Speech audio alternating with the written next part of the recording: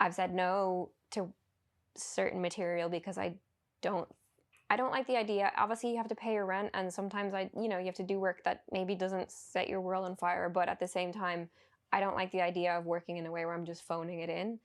You get the part, and you find out later on that the film lost financing because you got the part.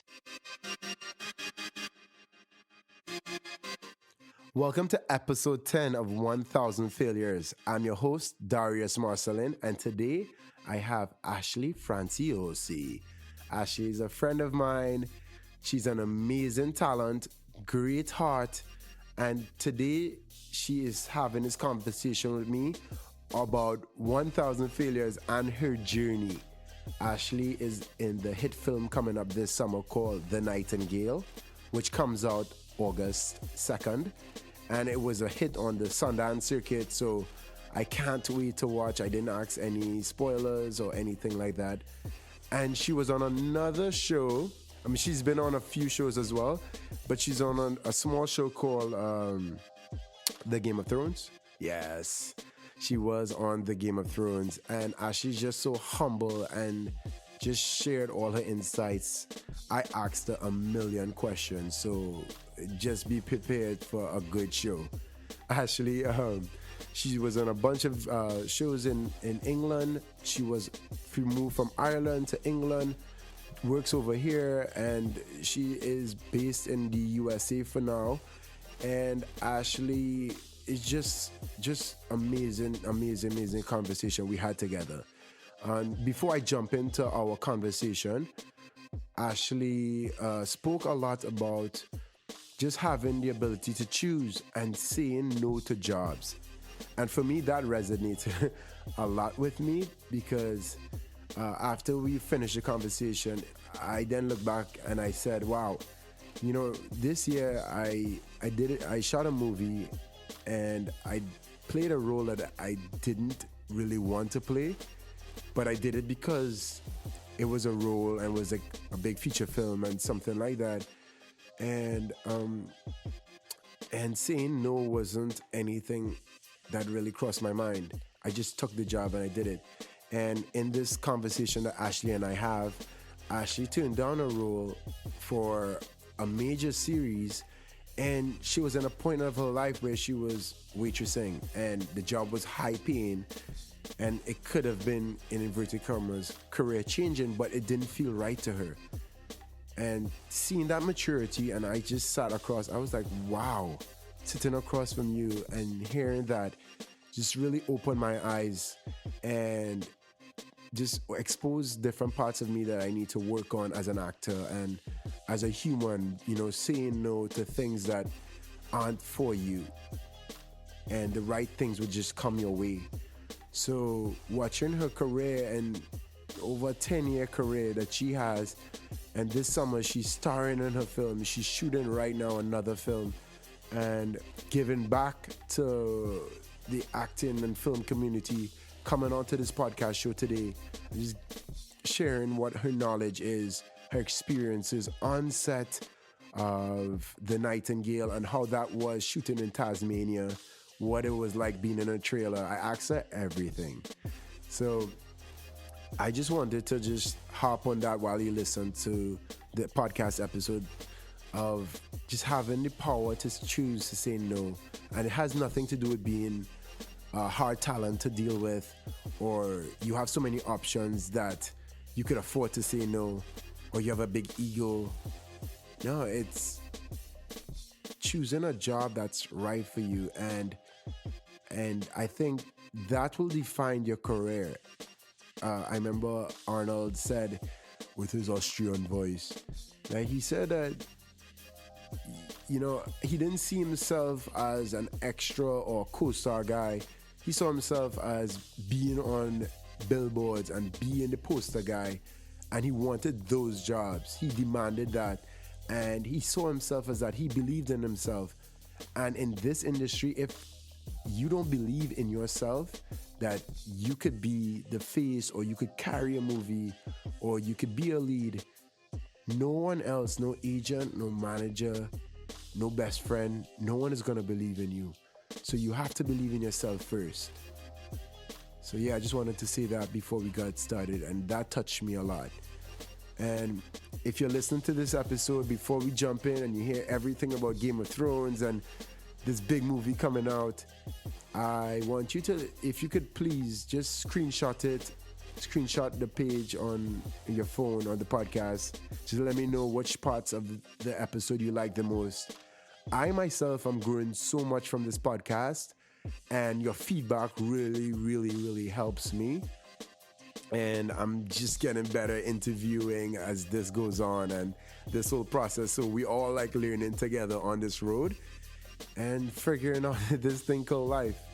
So I'm about to jump into this episode. If you could just screenshot it, go down, rate, give me a rating on it, 5 stars preferably. That would be great. And Ashley, you ready? Ashley Franciosi.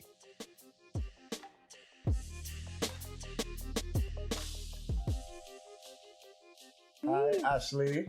Hi. This is like the most comfortable setting to do this podcast, and I'm away from home, but this is like my second home now. Thank you, Rachel, for letting us use your studio. Rachel Robner, the queen of homeliness. Double R. Although, I just want to say for anyone who's just listening, we're sitting on leather couches, so if there are noises that sound like butt noises, it's the leather couch.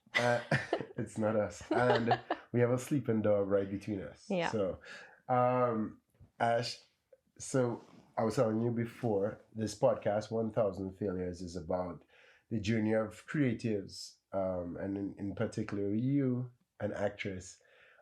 Tell us about your story and how you came about to have such a new career, but such a remarkable career so far. Thanks. I knew that I wanted to be an actor from when I was like 6 years old. I did one drama class and I just came home and said I want to be an actor, and I never ever veered from that ever.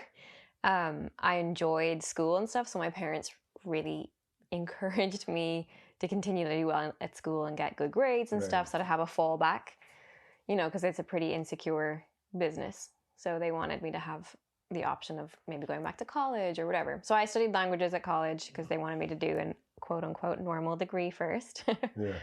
And I actually ended up dropping out my final year to pursue acting because I got an opportunity that I couldn't refuse. Well, what age is that? I was 21. Yeah, I was 21. Mind you, you look like you're 17.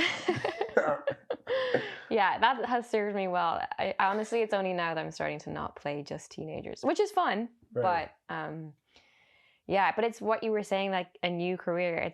I completely agree. It feels that way to me, even though I've been working professionally as an actor for 10 years now. Right. I feel I'm only starting now to get to a place where I feel like I'm on the right track. Right. Which probably isn't a good way to look at it, actually, because, I'm sure 16-year-old me would have looked at me on my first job going, oh my God, that's so cool. I want to do that. But it's crazy how when you're pursuing something, you kind of just keep looking to the next thing, And I find anyway, I don't necessarily stop and go, you're doing okay. It's always like, kind of the panic of getting the next thing. Yeah. And you're from? Ireland. Ireland. So you're in Los Angeles right now. Yes. How did you transition from Ireland to coming to the US? What did you do to get over here? It was a bit of a meandering journey to get here. When I was younger, I always obviously thought about, I think because we grow up, well, I certainly did, I'm sure a lot of us did grow up with so many American movies, like they were where the movie stars were, where the acting was happening. So first I moved to the UK because I'm from Dublin. Well, I grew up in Dublin, which is a great city, but it's very small and the industry is really tiny there. And so I went to London because that seemed like the logical next step. What age did you go over there to London? Like 22. Okay, so you were like fairly mature. Yeah. Because I had done college, and then when I dropped out, I kind of moved after that.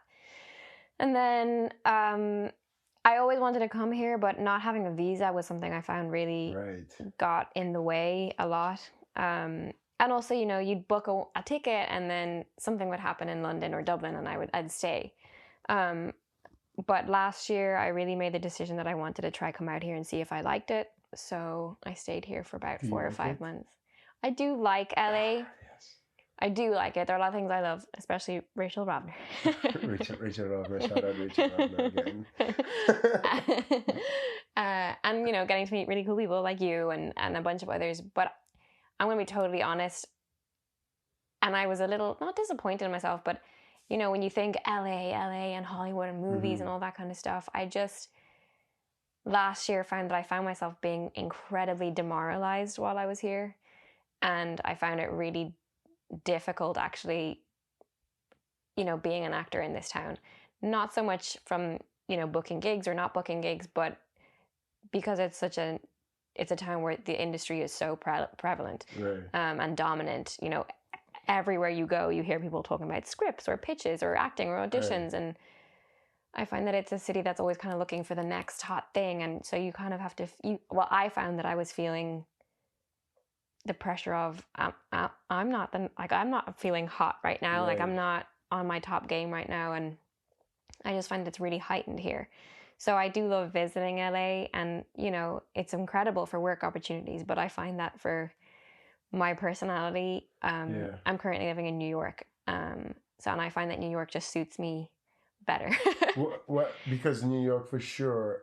And like I lived in New York, and you would rarely meet anyone in this industry, like film, TV, like script. And if you do, it's like a small network community of people. How long have you lived in New York? Only 8 months. Right. Yeah. So like, I feel like in New York, you'll find out if you delve more into it, or if your personality is more like, I'm gonna just chill and audition and wait for my agent. But like diving into it to go head first, it's like a small community of people.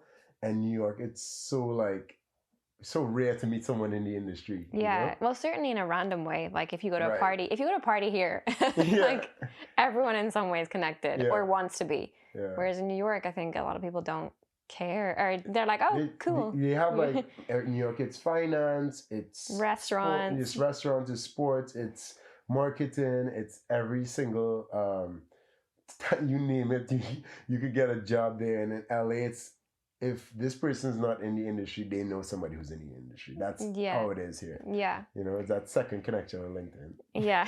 Yeah. And so I find that I struggle with it. But maybe that's because last year when I was here, I have to be totally honest, I was in a very weird patch in my career.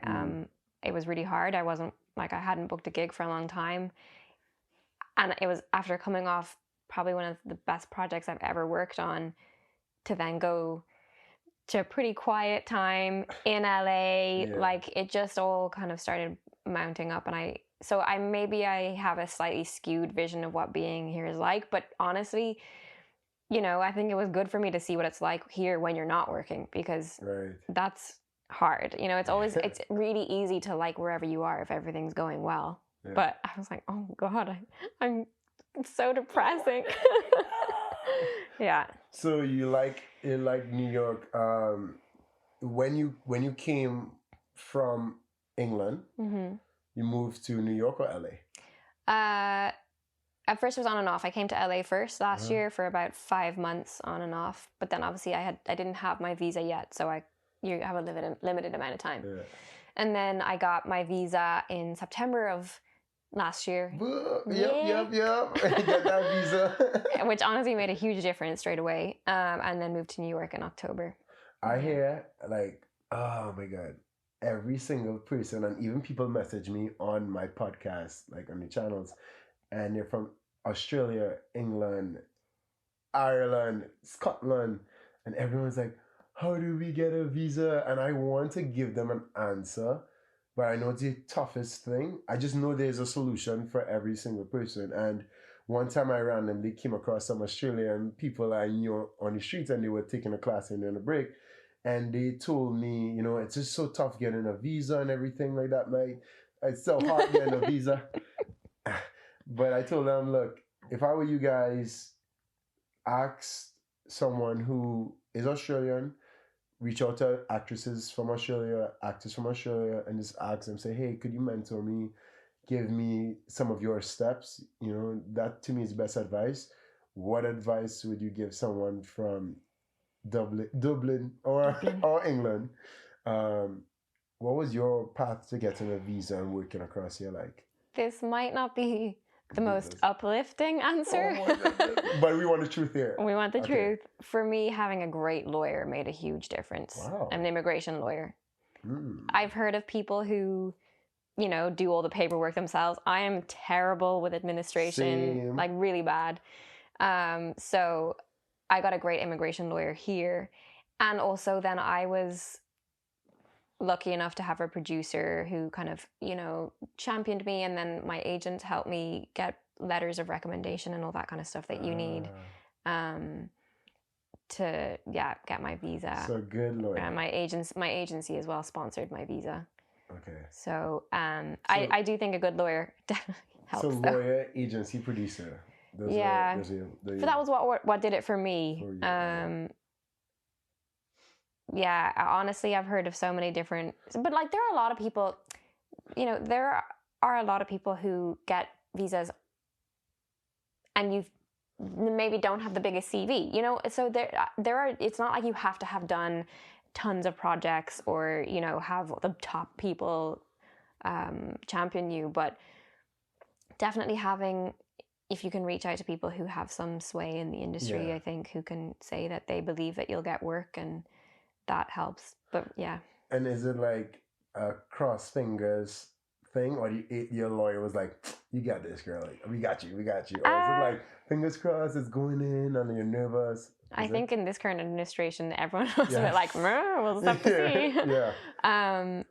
I was really lucky, and I got mine quite quickly. Well, I'm happy because then you're here. Thank you. We're rocking this podcast and you're sharing your knowledge. Yeah. So tell me about like that first big gig. You said in London, that first big gig. What was your age, and how did that gig come around? It actually, for some reason, the one that I left college for, hilariously, was not a gig that like moved my career forward really in a very classic way, or you know, it was in a more abstract way that it helped my career. But so the first show I ever did was a show called The Fall on Netflix, which became really popular. It's with Gillian Anderson and Jamie Dornan. But I navigated doing that as well as continuing my studies, and I did some theater. So for the first few years, that's how I did it. But in my fourth and final year, and this just goes to show how unpredictable the industry, and it really taught me early on, like, not to expect anything from a job. Yeah. Because it was primetime Sunday night viewing on BBC, lead female role with like Michael Gambon and Gabriel Byrne, and it was a great experience. I loved the job. I left college, and I learned loads because Gabriel was amazing. He was like a mentor to me, and just watching him, I learned so much. But it wasn't particularly successful as a series. So it was based on a series of books, and there were like 7 books. So I think people thought that we would do all 7 books, but we stopped after the first 3 because it just didn't land the way that they expected it to.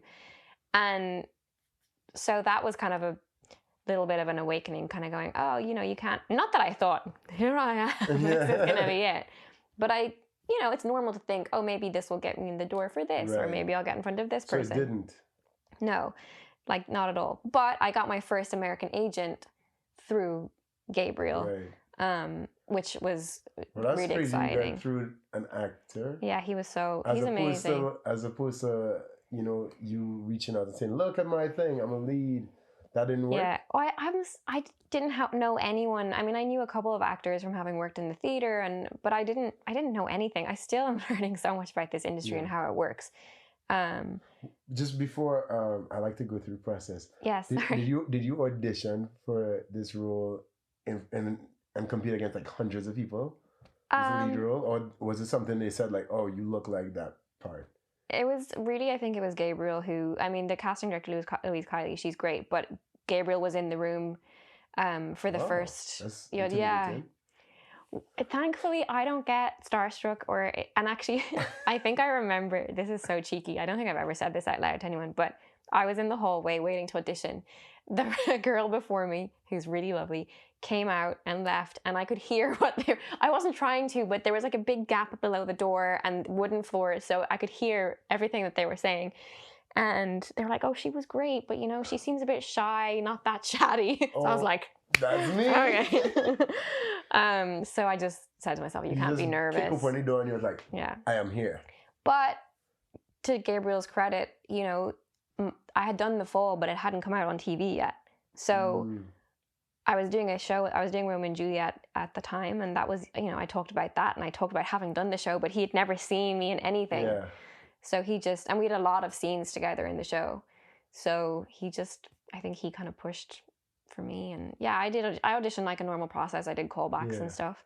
Yeah, I've only like just had one role, you know, flat out offered to me without an audition. I actually really like auditioning though, so. Nice. Yeah. By the way, I'm like, my brain is very like, it goes in a million directions. We're here right now. We're here right now. We're flowing. But I think everybody's gonna pick up on it and catch on. So don't worry. I'm like scattered too. Okay.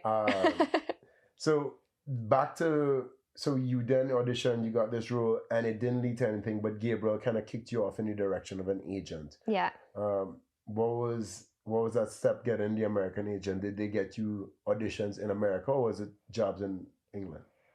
They got me auditions in the States to a certain extent. I was also 20, whatever I was, 21.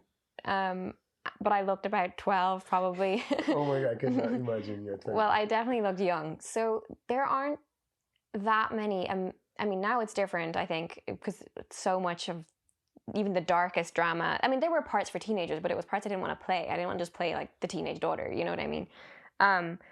But I do find that, and maybe it's changing with the world of self-taping more and more, but I did find that my American agents would do a lot more for me while I was in the country. You know, I would come out here for weeks at a time. And I definitely found that they, when I was here, would bang out the meetings.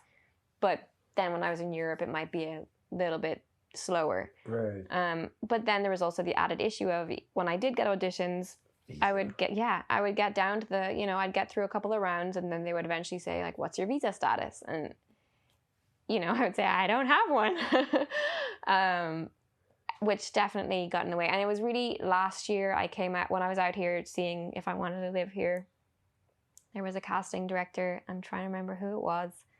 It'll come to me. Anyway, she's great. She like casts like Breaking Bad and everything. Oh my God, why can't I think of her name? Anyway, and she said to me, you have to get a visa. She said, because I could definitely cast actors, you know, in cool guest roles that sometimes grow into bigger roles. I would even cast them if it was done on an iPhone self-tape while they're in a hotel somewhere. It doesn't matter to me. If they're good, I want to cast them. But if they don't have a visa, you know, usually we cast these cool guest leads quite close to the time of shooting. So we don't have time. Even if we really, really want them, we don't have time to, or probably, you know, the will to try get a visa for someone. So having that, and I found instantly it worked. You know, I would start getting seen for cool little roles here and there. And for me, coming over here, the main thing was just to get my foot in the door. Right. I say it all the time, but I really do still feel like I'm still very much at the beginning of Is it because you've been here and you've worked with probably more seasoned actors, so you're probably comparing yourself to other people? In LA, everyone's so competitive. But on the outside, and I'm sure a lot of people listening to this are going to be like, they look up to you, you know? It's gonna be weird for you to take in, I know, but that's how it is. I guess on the outside, you know, I look at your body of work, and you're in Vogue magazine and everything like that. All the jobs that were for you were meant for you, you know? So I don't think you need a long list. I think the right roles were for you and for you. So everyone's a little bit different. Some people do a lot of stuff, a lot of there are people who do like tons of co-star roles, guest star roles, and no leads. And here you are hanging a few leads on your arms. Yeah. Well, thank you. I definitely don't feel like I'm at that point. And when people even ask me for advice, I'm like, I don't know. I think I really do believe in trusting your gut as well. I really believe that. I've had a couple of occasions where, though it's been incredibly tempting maybe to take something, but I have felt like this would be not such a good move for me. Like what? Think one time. Just work that actually, this actually turned out nicely, but when I realized the power of no, not in like the Me Too context, but I was broke, like so broke that I had to move back from London and move in with my mom again. I started working as a waitress, and I auditioned pretty casually for a series. I'm like, am I going to get in trouble for saying this, but whatever. I auditioned for a series called Legends, which was a Fox and TNT production. And I hadn't done much research on the show. I just learned the lines and I went in, and then I'd never auditioned for an American show ever, like the big contracts type stuff. Right. And my agent called me and she said, they want you to do a test deal. I said, oh, what does that mean? And she said, you have to sign a contract. It's a 5-year contract, and they'll pay you this amount of money. And I was like, what? By the way, everyone should know that pay for actors in Europe is incomparable to the pay in the US. Really? I mean, people get paid so much more here. So much more here. And I thought, oh, like, okay. I mean, life-changing? Like, yeah, well, I was living with my mom again and working as a waitress, so anything would have been life-changing. Your apartment is life-changing. The studio is life-changing. And I said, okay, well, I mean, I don't know anything about my character. I had only seen the 2 scenes, right? Oh, wow. I didn't know anything about the character. And I was like, I don't really want to sign a contract if I don't know what the character is doing. Like, what's the character arc? And she said, well, there's a first season. You should watch the first season. So I watched the first season, didn't love it at all, but I didn't realize that they were actually discouraging people from doing that because they were trying to reinvent the show. They were only, Sean Bean starred, and they kept a producer and Sean Bean, and I think one other actor, Morris Chestnut. And they really didn't want people to watch the first season because they were like, we're completely reimagining it. It's going to be a whole new show. Right. But I didn't know that. So I said, like, I cried all weekend, and I'm not really a crier, or I wasn't. And I called my agent and I said, like, I can't take this. I said, because I didn't love the first season. I don't want to sign a 5-year contract. And also I was doing that show the fall and there was another season to go. And I said, I love this show. Like, I don't want to not be allowed to do it. You're on a show. Yeah. Right. So she was like, okay, like, we'll stand behind you. And I was like, you have to understand. I said no to like a lot of girl. And the crazy thing is that 2 days later, my agent called back and she said, you want to sit down? And I said, okay. And she said, they've come back and they've said, why did she say no? Like, they want to talk about it. Yeah. I was like, oh, okay. and I was like, well, these are my problems, X, Y, and Z. And they said, look, the showrunner's going to call you and talk through the series. And then that's when he told me, we're completely reimagining the show. Like, I said, what did you find was problematic with season 1? Because it's not like everything about season 1 was bad. There were just a lot of things I found problematic. And he said what he thought was problematic, and it was the exact same as what I had thought was problematic. So then I thought, you know what, this is like taking a risk like with any other show. The showrunner is really, really smart. He's a really great writer. And you guys have the same vision of... Yeah, exactly. So then I was like, okay, yeah, let's do this. But I was like, okay, interesting how when you say no, it doesn't mean that your career is over or whatever. I was always a people pleaser and I hated saying no. So that was a good lesson to learn. What did your agent say at that time? They were really great about it, actually. And I think it was also a good lesson for them because, a lot since then, I've said no to certain material because I don't like the idea. Obviously, you have to pay your rent, and sometimes you have to do work that maybe doesn't set your world on fire. But at the same time, I don't like the idea of working in a way where I'm just phoning it in. Right. So they also early on got used to the idea of me saying no, even if it's a lot of you set your standard money. But there are also downsides to that because sometimes you can have years like the one that I did last year where it was tough, I said no to some projects that I didn't think were the right next move, and then you're like waiting and waiting and waiting. So you kind of have to, be okay with the choices So that you make. how long was Legends going to be? 5 years? It was a 5 Yeah, years? so then, and actually they did a really good job of recreating, of kind of rebranding and recreating it. It was really smart, really good, but it's hard, I think, with the second season to kind of get back the viewers that you lost from the first one. So unfortunately, it didn't go ahead, which was really disappointing. Well, the writers had done an amazing job, and the showrunner too, and all the cast, but and that was a shame. But that also happens. That's another example. It's like, even if you sign 5 years and you think, woohoo, I'm gonna go out and buy a house, it might not go. So you were still finishing up that last season of The Fall? Yeah. So then after I finished Legends, I went and I did the last season of The Fall. And after I did that season, it was like the first time that I had completely empty space. Like there was no second or third season of anything else. I was just back to just auditioning from scratch. And The Fall was shot in England?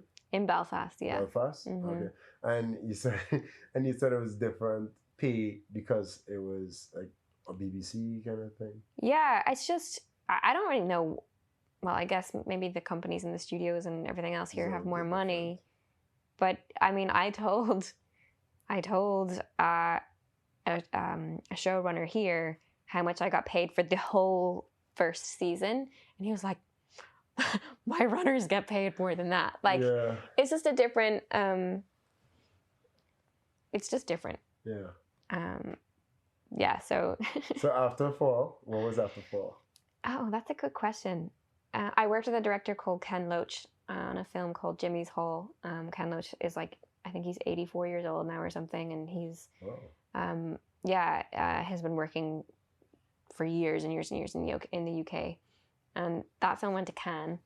Nice. So did you get to go to Cannes? Yeah, I did. Yes. I don't know why, because we were kind of like an ensemble cast, but I mean, there were like 2 main leads, and then for some bizarre reason, I got to go. But it was fun. Yeah, it was cool. And then I'm trying to think what else happened after that. How was working? Who got you auditions in England? American agent? No. So initially, I signed with an Irish agent first. They have an office in London, and for a while I was with that office. But then I decided to go to a different UK office, and then they started getting me. It depends with England and Ireland. It depends on where something is shooting, what the material is. Right. And then I signed with that American agent, and about 2 years ago, I changed agency in the States. And you could have a UK agent and American agent. Yeah. And it's like both of them could be exclusive, but different countries. Well, I specifically chose agents that I hoped would work well together. I don't like the idea of, I want to have the feeling that we're kind of on a team, as corny as that sounds. But apart from the fact that, I mean, even if it sounds corny. So yeah. They're kind of like your team. If it sounds corny, but you don't want tension, or you kind of want everyone on the same page. It just makes things easier for everyone. And I'm really happy with my representation at the moment, which is nice. Hey, shout out to representation. Yeah. All right. So Game of Thrones. How did the Game of Thrones come about? That was crazy, actually. I just put myself on tape. That was it. So your rep in UK said, "Hey, Ash, yeah, my rep in the UK said there's something," or they said Game of Thrones. Yeah, no. Oh no, they said there's an audition for Game of Thrones. I mean, honestly, if you're in the UK and Ireland, almost every actor auditioned for Game of Thrones. Really? It's like, well, I mean, that might be a slight exaggeration, but yeah, I mean, they get through a lot of actors. Most of them, well, a lot of them are UK or Irish.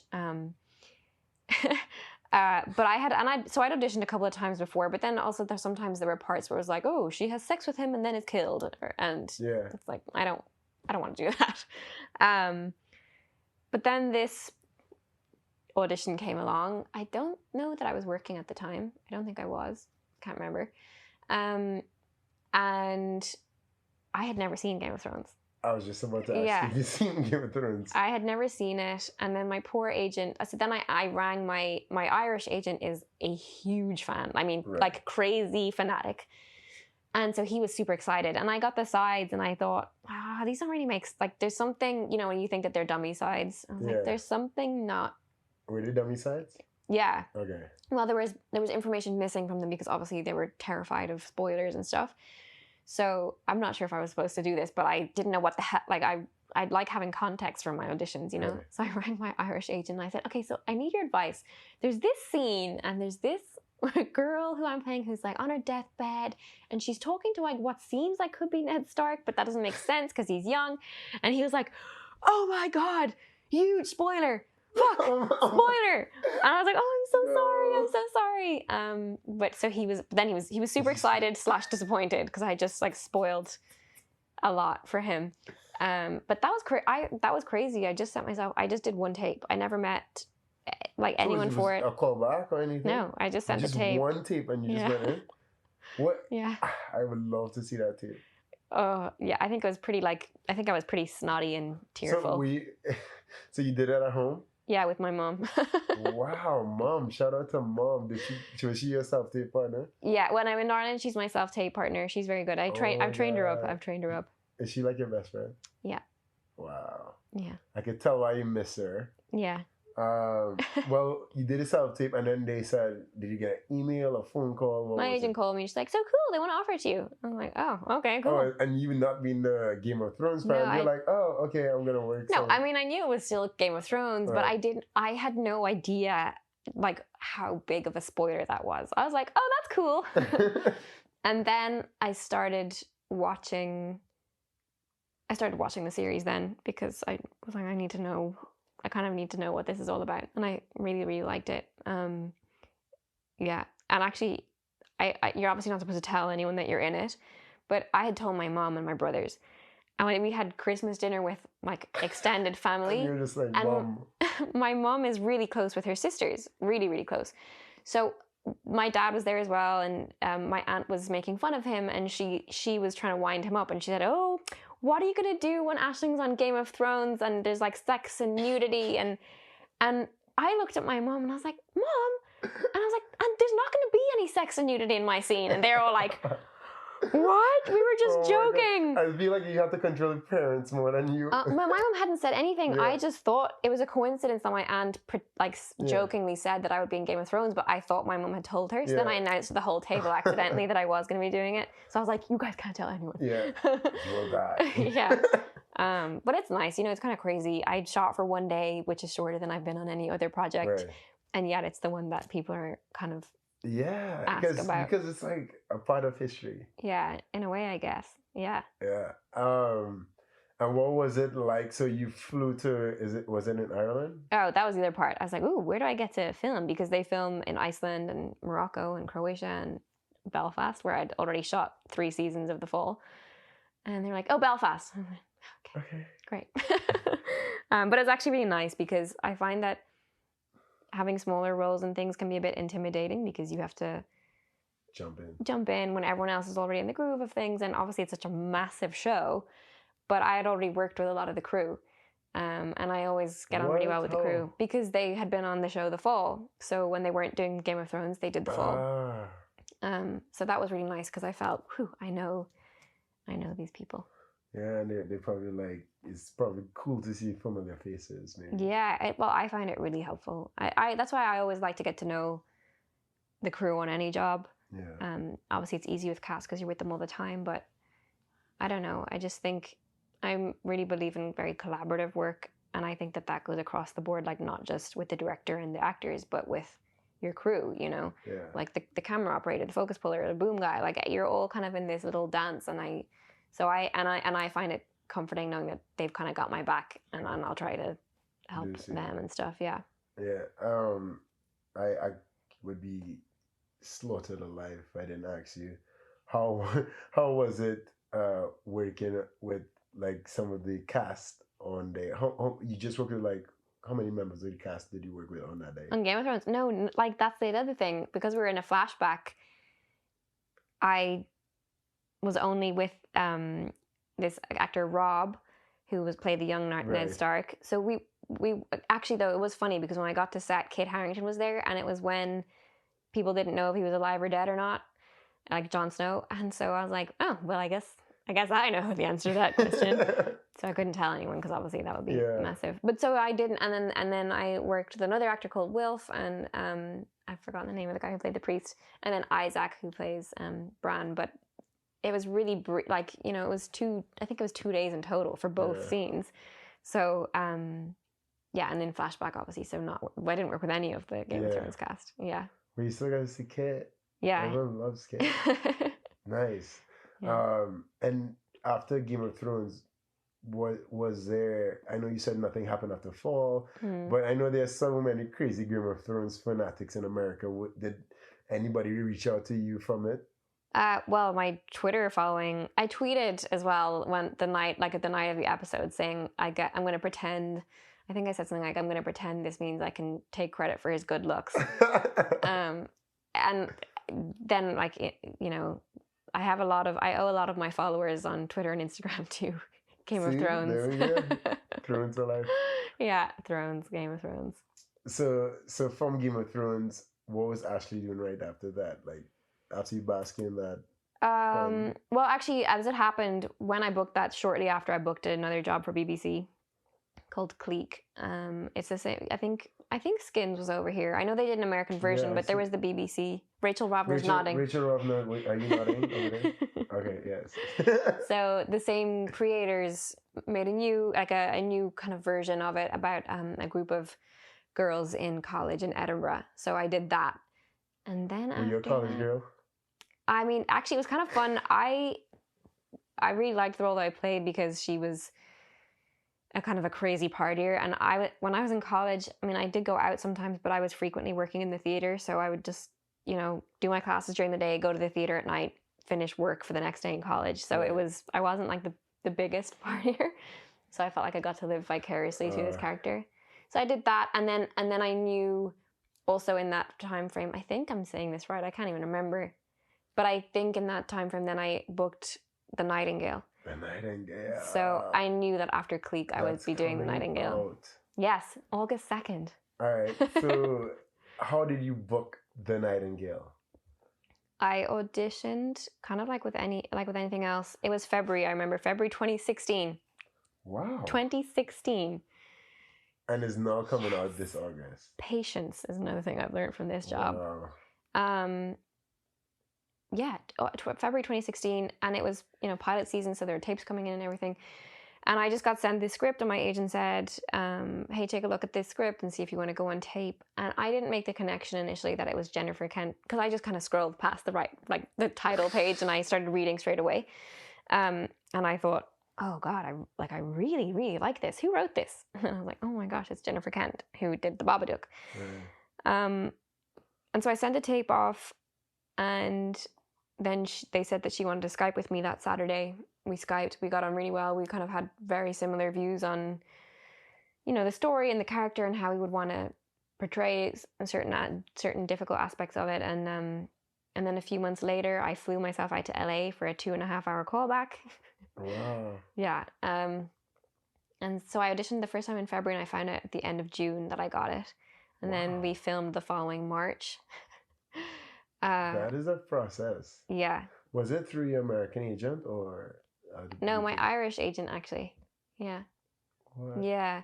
I think one of the assistants, he's now an agent in his own right, but one of the assistants was on holiday in Australia. He said, "Hey, I'm going to be in Sydney. Should I meet any casting people out here for us to make connections with?" And they said, "Yeah, go and meet this person, Nikki Barrett." And she said that they were casting this film, and would they have any Irish actresses to kind of suggest. Yeah. And so then, ding, ding. Yeah, it was crazy. But I have to say, I'm so proud of the film, but I'm so happy it's coming out because it has been so long from start to finish. How does it feel? Because I've never experienced that. How does it feel to be in that process from casting to August 2016? Yeah. From 2016 to August 2nd right now. Do you sleep at night and you're like, I can't wait for it to come out? Or is it something like, I can't wait for that heat to pass? What's your feeling like at night when you go to bed? It's gone through phases, when they were in the edit, and the edit took quite a long time. everything to do with the film took quite a long time. I think there's probably a reason for that. So there was a point where I almost wanted to forget about it because I was just putting too much pressure on waiting for it to come out and seeing how people's reactions would be to it. And I thought, will this ever come out? And I said, because I'm not known, we had to wait. We had to find someone else to get it greenlit. Like my name couldn't get it greenlit. But Jen, God bless her, she insisted on casting me, and it meant that we had to wait for someone who was more known to come on board. Thankfully, thank God, Sam Claflin did. Wow. And so we got financed. But Wait, how does that feel? And like you just said what you just said, it's like, how does that feel? It feels kind of crappy. I mean, I'm so happy that Sam came on board, but again, so many, sorry, I keep saying about lessons, but like, as you say, it's all kind of part of, it's kind of, you get the part and you find out later on that the film lost financing because you got the part, because they didn't choose a star who wanted it, because they didn't choose someone famous who wanted to play it. So that feels kind of bad because you think, wow, you think that it's just based on talent, but it's not. So many films don't get financed unless there's a name attached to them. Yeah, I've seen that since I moved from New York. I've seen that side. Oh my God. And it's even more so here, I find. I had an executive producer tell me that if he has two people that are very good, he definitely looks at their Instagram to see what their following is, which I hate. Like, it's a reality. I hate it, so I'm going to have to get on board with it, but I really, really, really despise that side of it. Yeah. I'm not naive. I get that it's a business, but I also just think that it's kind of sad that it's not just based on talent and performance. Right. But yeah. And then there was the phase of, I had said yes to this job and I really, really wanted it, but so I said no to other work, thinking that it would go, and then it got pushed, and then it got pushed, and then it got pushed. So I was saying no to work like quite a few times over. Thank God my agents were really, really patient, and they understood that I really wanted to do it, and I really just believed in being a part of it. How many no's do you think you said? Well, I said no to another American style paying job, like a 10-ep thing, like, working with an amazing director. Yeah, like We Are the Hood kind of paying job. But there was actually no doubt in my mind. I was like, I know there's a lot of money that I'm saying no to, but if it in any way risks clashing with this film, no. You're so mature. I don't know if it's mature. No, you are, because like from just moving to London, big city, to like moving there for school, coming to America to visit for a callback, and just like how everything you've said no before.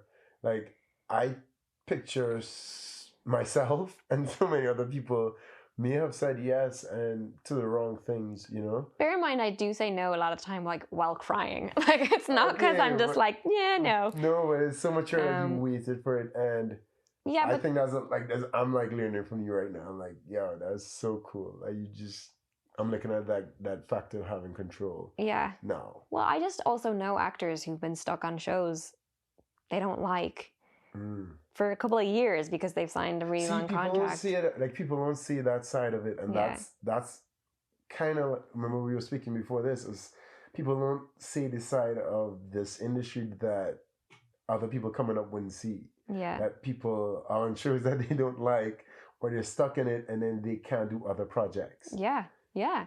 And sometimes, there's an exclusivity deal on you, and you can't, or maybe you're working 9 months, or you're on hold for 9 months of the year, and you don't have time to do anything else. Right. And obviously it's a risk. I think it's, you kind of have to, but I'm not saying I get it right all the time by any means. As I keep talking about, like, this past year was really hard. I was like, what, questioning, like, why did I say no to that, or no, or like, am I actually even supposed to be doing this job? Yeah. And also because I found that I just wasn't connecting to very much material, but then I was panicking because I was like, but I have to pay rent in New York, which is so expensive. Yep. And so I absolutely, like, obviously I've been very lucky, and I will say that I've always been a very good saver whenever I can, but that's also like a privileged position to be in. I've done jobs that have allowed me to save a bit, and so then wait out the scary times when you don't have work. But I in no way judge someone who does a job because they need the money. Like, if you need to pay your rent, you need to pay your rent. If you need to pay your health insurance, you need to pay your health insurance, you know? So I don't judge people who make decisions because they're in financial need, you know? Everyone has their own prerogative. But once you can be, you know, once there's actually a good reason for you to do it and you don't feel like you're being pushed into it, or if you can just be easy with the choice that you've made. But like, yeah, it's full of doubts too, and it's scary to say no. Yeah, well, I feel like, and I've heard from other actors too, the power of no, just it empowers you, and it has nothing to do with you being cocky or having thinking you're too big. It's being comfortable with the material, so that you can give your best performance, and Yeah. you clearly show that you want to give your best performance. Yeah. You know, and also you have to remember that a production company, you know, it's a business for them. They're going to try and offer you whatever they want to get out of you, you know, as much as they like you. And it happened again last year. I said no to something because I didn't want to do the options, and I was happy. Well, I was happy in having said no. Yeah. And they came back saying, "We'll cut the options in half." Like, I still didn't do it because I didn't. That's not the only reason I didn't do it. There were people on it that I definitely wanted to work with, but I just again didn't think that it was. I had just come to the States. I said I really want to try and get some work here instead of just going straight back to London. But you know, and again, I thought, whoa, like, okay, so they actually are sometimes willing to negotiate on their side as well. You know, they're obviously going to come in with their offer of what they want, but sometimes if you say, I don't really want to do that, they'll go, okay, what about this? Not always. I'm not saying to just throw around no's for no reason. Yeah. Well, just quickly on the Nightingale, which you're a lead on. How does it feel to be a lead? When big movie that was successful in Sundance. Yeah, well, it's controversial. I'm really proud of it, but again, I went through phases. When I wanted the part, I was like, I have to have this part. This part is mine. Like, I would do anything. Like, I wrote Jen like a really long message being like, I'll give you everything. Like, I'll give you every drop of everything I have if you give me this. And then when I got the role, I thought, oh my God, I actually have to do this now. And that was scary because like going from having kind of cool parts, but you know, not necessarily big leads, to being in every single day. I think it was a 54-day shoot and I did 52 days. Wow. Like all day those days. So it's like very much, wow. That's crazy.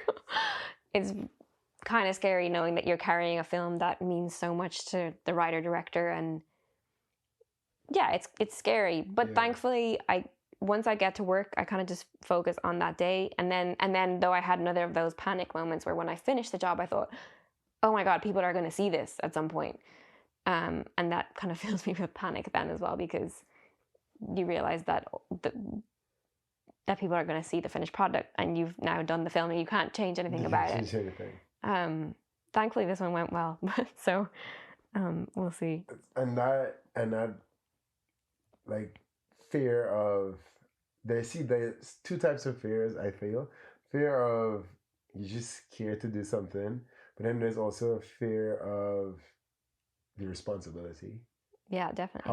How did you transition? How was that transition for you, and how did you transition from that fear of, okay, now I have that whole book in my hand, I'm responsible for all these highlightings, all these days, and the cruise is gonna be looking at me. The whole cast is like rearing on me. How do you transition from that person who didn't film day one, from getting on day one to day 54? I think everyone was nervous day one. You know, I think even if people, the thing is, I think I would have been so overwhelmed if I had thought about the whole thing. And there were moments where I almost did that, where I started thinking about, oh my God, there's this huge story that I have to be responsible for. But then, you know, as soon as you get to set and people go, oh, cut, can you just move a little bit to the left? Or, oh, can you change that light? And you go, okay, it's like a team effort. It's not, I can give my best performance, but like maybe if it's out of focus, then it's not, you know what I mean? So that instantly makes it easier. But I have to say I was so lucky because my performance is also down to the director that I worked with, and she's Jennifer Kent. Like I knew 1000% that she was not going to let anything on the screen that wasn't like the best that I could give her. Cool. Which is really, it's tough because you get pushed to the limit, but it's also really liberating because you kind of go, whew, I don't have to worry about her choosing a terrible take, because she's just not going to let that happen. You know, she's going to push and push and push until you give her what you promised, which was everything. So that kind of helped it. But I did struggle when we finished, kind of going, oh my God, like, did I do a good job? Like, what will people think? And also there's pretty confronting material in it. So there were moments where I thought, oh God, like, did we pull it off? Did we tell it in the right way? This was all before I'd seen it, you know, and I thought, this is definitely a confronting film, and people are going to have very strong opinions about it. Yeah. But then, you know, I think it's not that I didn't work hard on my other jobs. I really did give like my best at that time, but The Nightingale was just, I know that I couldn't have given any more to that. And it feels weird to say that out loud, because usually I don't like admitting kind of things that make you sound vulnerable, but also that you think that you're great. Like, it's nothing to do with thinking that I'm great. It's just every single day I knew at the end of the day, I was like, whether that was good or not, I don't know, but I definitely know I couldn't have given any more. And the result of that is that then when you get to the end of it and you know the film's coming out, you just think, well, I actually couldn't have done any more. So if people like it, great. If they don't, fine. I know what I did, and I know that I couldn't have done any more. So yeah. And then you have the confidence in her. Did you like FaceTime your mom, call Miss Robin over here? Did you? I didn't know Rachel at the time of The Nightingale. Yeah. Rachel. We only got to know each other afterwards. It's been a very fast and hard friendship. Yeah. I mean fast and hard as in it's glorious. So you shot that in Tasmania, and did you feel like secluded away from there? Yeah. You felt like that? Initially, I was down there for 6 months, actually. The shoot was 54 days, but I was in Australia for 6 months. And I was down there by myself. I didn't know anyone else. And you do feel very far away. You really feel very far away when you're in Australia. And the time difference is really, really hard. You call people and they're just going to bed when you're waking up, or vice versa. And so it was really, we were in the middle of absolutely nowhere most of the time. But then there kind of came a switch about 3 weeks in, where we had a big party as a crew and everyone just gelled. And so it doesn't mean that it was easy the whole way through. It wasn't. We definitely had really hard days, but there was such a feeling of camaraderie that it was just one of those, you know, the few jobs. There are a couple of jobs that just really stand out as having been just wonderful. Yeah, I've been through this. And even the crew were saying, they were like, this is one of those rare ones, you know, this is one of the rare ones. So we got on really, really well. But there was one day where I remember calling my mom going, it's so hard. So yeah, it was the hardest thing I've ever done. Nice. Without a doubt. Nice. You're like mature for like a 40, 50-year-old. I don't know how to take that. 18-year-old body. Anyway, just to wrap it up, if you could go back and tell 10 years ago, Ashley, something about your career or just life in general, what would it be? To really enjoy the highs when they come along. Yeah. Yeah, because there are some moments where I think I didn't actually stop to enjoy that. Like, I didn't stop to enjoy it. I just worked hard and I did it, but then I just forgot about it and instantly was thinking and panicking about the next job. And, you know, now I force myself at moments on a set to go, like, this is pretty awesome. You're getting to do what you dreamt of when you were 6 years old. And not many people can say that, you know, not many adults are doing what their younger selves wanted to. So yeah, that's definitely something I would say. And to save. No, I appreciate it. And wisdom for years.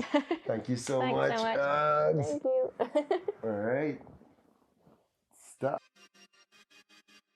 What an amazing episode. Thank you, Ashley, for sharing your insights on the industry, about life on set, Game of Thrones, what you're doing next, how we get a visa. Thank you for your knowledge. And, you know, as Denzel says, each one teach one, give back as you learn. That's what this life is about. So thank you so much, Ashley. And if anyone is listening to this and they have a friend who's an actor or actress and you just want to share some knowledge or share this wisdom, just share the episode with them. Post it or just share it with your friends. Let everyone know that this episode exists and Ashley's knowledge just spreads out to this universe. So thank you, Ashley, again. Thank you, everybody, for listening. Next week's episode 11, is going to be another good one with one of my other friends, Da Vinci. So thanks for tuning in. 1,000 Failures. I'm out.